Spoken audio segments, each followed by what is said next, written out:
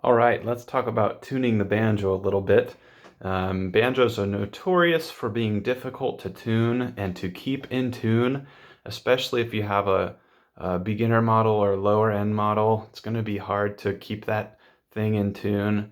And sometimes your chords, and as you move up the fret with your fingers, the instrument may not stay in tune with itself. But don't worry, with a little practice, it's not too hard to get your banjo in tune. The first thing I'd really recommend is to use an app or a website to tune. There are plenty of tuner apps out there that work well. I'd say that will help you develop your ear.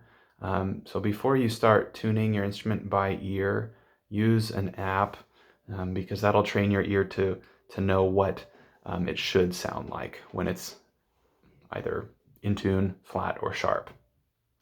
So and we're going to tune into standard tuning, into G tuning today. There are other ways to tune your banjo, but we're going to just learn G standard tuning.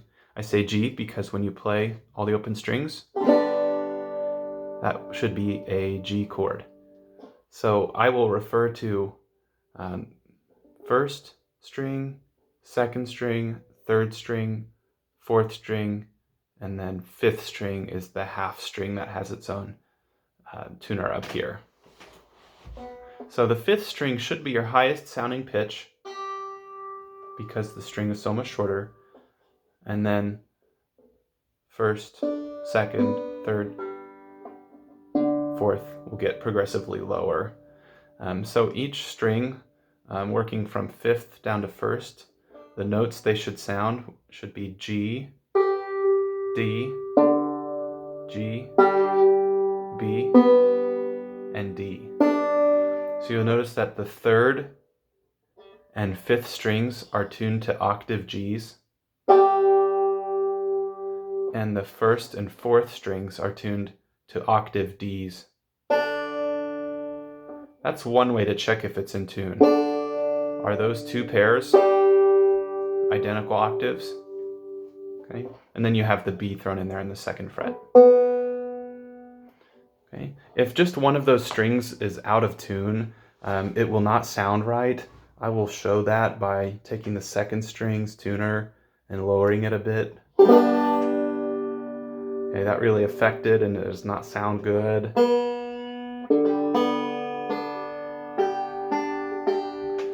Okay, so that's why I recommend using an app.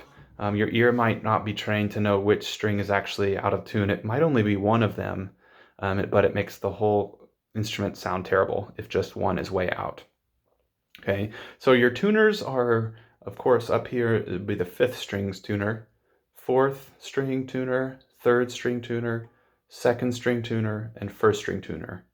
And depending on the way you turn, will raise or lower the pitch. Be careful not to turn too far, especially on the banjo. It's pretty sensitive. You don't have to move very far to get it to raise and lower. If you really crank it, you're going to run the risk of snapping and breaking the string. Which also reminds me, when you're tuning your banjo, especially if it's really out of tune or it's been forever since it's been played, don't look straight down at the strings when you tune it, because those strings might be brittle, and when you turn, they could snap, and then your eyes would be in danger. So keep them facing away from you, and don't have your face ever near the strings while you're tuning. That's dangerous for your eyes, and these are sharp. That could really be bad. So I won't go through how to know the sound of each string right now. Just giving you the basics of knowing that the direction that you turn the tuner is going to raise or lower the pitch. And really, I encourage you to use an app or a website to tune your instrument for the first while. And then you can maybe work on tuning it by ear. All right, so check out your chord videos for banjo and the claw hammer pattern. That will help you start getting into putting your left hand fingers at the right place for chords, and for the claw hammer pattern video, how to get your claw hammer shape working right for the right hand. So a reminder that no matter how correct your left hand is for the chords, if your instrument's not in tune, it won't sound right. So tuning will be your first step. Enjoy.